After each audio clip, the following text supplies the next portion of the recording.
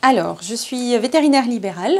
J'ai aussi une activité de vétérinaire sapeur-pompier et de vétérinaire sanitaire en parc zoologique. La clinique est ouverte principalement aux chiens, aux chats, aux nouveaux animaux de compagnie et un petit peu à la faune sauvage.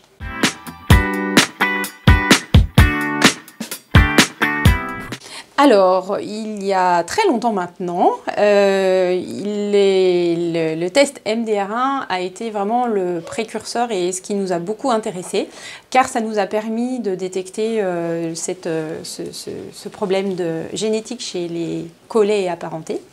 Et donc, c'est ce qui nous a poussé à faire les premiers tests ADN.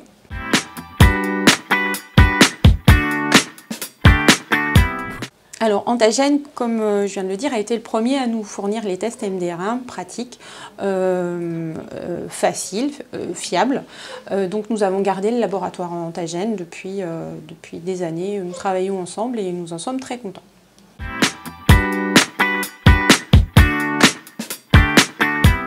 Bon, c'est assez simple, un petit coup de fil ou éventuellement un email et le laboratoire nous envoie les kits préparés.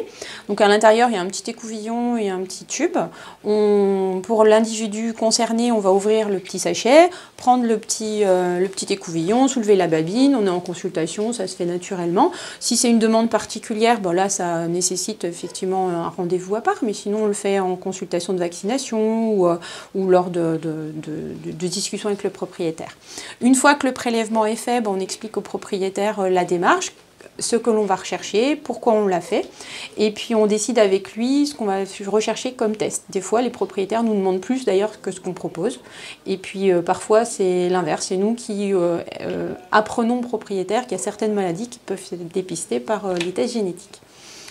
Une fois qu'on a fait tout ça, on envoie le prélèvement, le propriétaire peut régler directement par internet ou via le courrier, et puis on a le résultat en général 10-15 jours plus tard.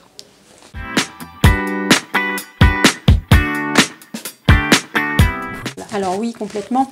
Actuellement, il y a plein de maladies que l'on peut détecter. Alors le fait de détecter les maladies, c'est bien pour l'animal parce qu'on sait ce qu'il est susceptible de développer plus tard. On peut mettre en place des outils de prévention, une alimentation un peu plus particulière pour améliorer son quotidien ou en tout cas espérer augmenter son espérance de vie selon l'affection qui le concerne.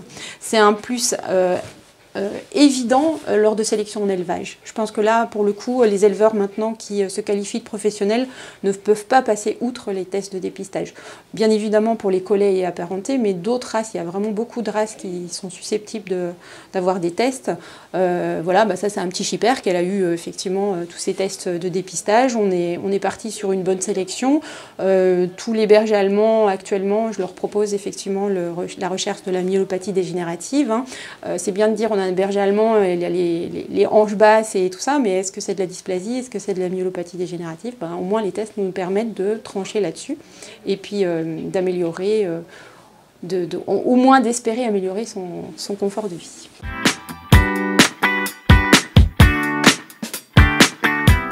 Ah oui, tout à fait. Pour ce que je viens d'expliquer, je pense que c'est un laboratoire qui est fiable, avec lequel on peut communiquer. Quand on reçoit le résultat, si on a des questions, on peut toujours appeler. Il y a toujours quelqu'un qui répond, qui essaye de nous expliquer si on n'a pas bien compris, notamment pour les hétérozygotes. C'est jamais évident de savoir ils sont porteurs, est-ce qu'ils vont développer ou pas la maladie.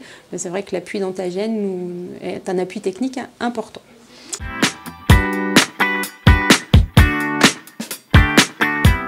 Oh plein de choses. Alors moi j'aime beaucoup la recherche et c'est vrai que dès que j'ai une maladie qui potentiellement a une influence génétique, je pense au carcinome gastrique du berger belge, à l'amyloïdose de l'oriental, enfin toutes ces petites choses-là, on sait que c'est génétique mais on n'a encore pas les tests. Dès que je peux, j'envoie des prélèvements pour la recherche parce qu'un jour, comme pour le bouvier bernois, maintenant on a un test du sarcome ichthyocitaire, donc ça c'est, je trouve, une belle avancée.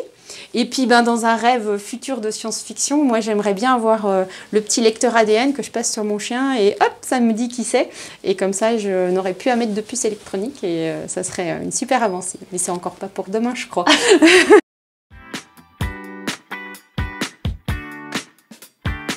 À bientôt. Merci à vous.